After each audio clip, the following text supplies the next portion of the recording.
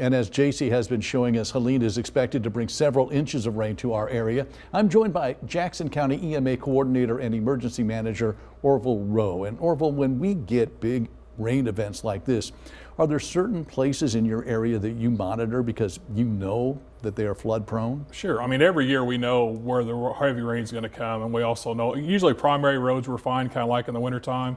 Secondary roads, the ditches aren't quite as deep, so it takes a little more, or actually the less water to run over the roads. Murfreesboro, obviously North 14th Street, Carbondale, you've got Main and Walnut on both east and west sides. So we kind of know, and we know how to work around those to when it happens. And if people live in these areas, that they know, I mean, if they've lived there any time at all, they know that they're flood prone. Are there some things they can be doing ahead of time to prepare for that, or maybe lessen the chance of street flooding?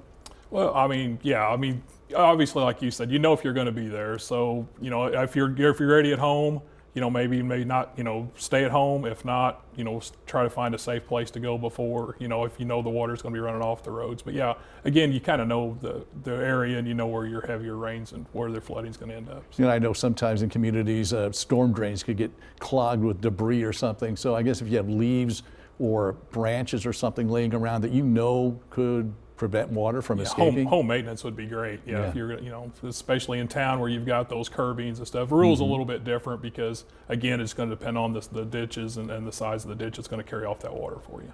And we often talk about having emergency kits in our home in case of a disaster, a tornado or severe storms or something. What should people think about with those emergency kits? What should they have in there? Medication's probably the number one thing. And then all of a sudden, your medications for your home, even a Tylenol or ibuprofen. A lot of people don't think about that because if you just have a small headache, it doesn't sound like that big a deal until you don't have those medications. And with all the issues and stress that you have going on. Personal hygiene items, obviously you would want to have that. Any kind of Band-Aids, bandages, anything for small cuts. The biggest thing I wanted to bring up was cash, because a lot of people don't think about cash. But that's something, again, like we had the derecho in 2009. ATM machines didn't work, and some people don't, some people won't have the cash, but if you've got the availability, stash back some cash in that also. Non-perishable food items is huge. Also with the water, we want to make sure that we keep at least 2 gallons of water per family member in your home. So also that's more of the things that you want to make sure it's in that kit. 2 gallons per family member? Per day. I mean, but again, if we're just looking at something short, we're okay. Obviously, if we would go into an extended or prolonged disaster, then that may become more of an issue for each family. And those of us who remember that derecho know that many people were without power for a couple of weeks. Yeah. Yes, sir. So now it's often been said, turn around, don't drown when you see water covering a roadway. Why is it so dangerous to drive on water-covered roadways? Well, for one, in the daytime, you've got the sun shining, and you'll have a reflection on that water, and it makes it really difficult because when you're in your vehicle and you're driving, you can't see the water coming across. Nighttime's even worse because now you've got headlights. Your optical illusion is going to look like that it's less water there. And we can always remember, 6 inches of water will push down a human being.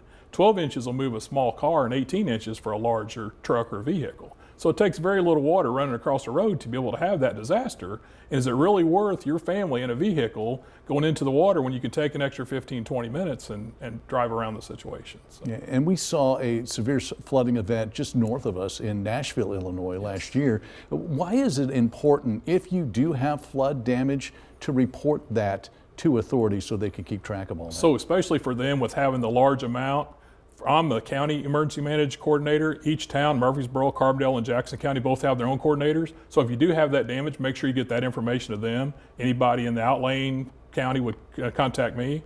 But it's huge once you start having those larger amounts because you can record it and have a record of it. And then if it gets to a threshold where it hits our county disaster declaration, then we're ready kind of one step ahead of the game as far as filling out all the FEMA paperwork. All right. And with these heavy rains coming in, will there be certain areas that you'll be monitoring, or what will you actually be doing over the next couple days as the rain comes through? So for us, we're always monitoring the radars. We'll be monitoring county radio traffic. I'll be monitoring city radio traffic from the dispatchers, kind of see where those incidents are. That kind of knows where the water's going.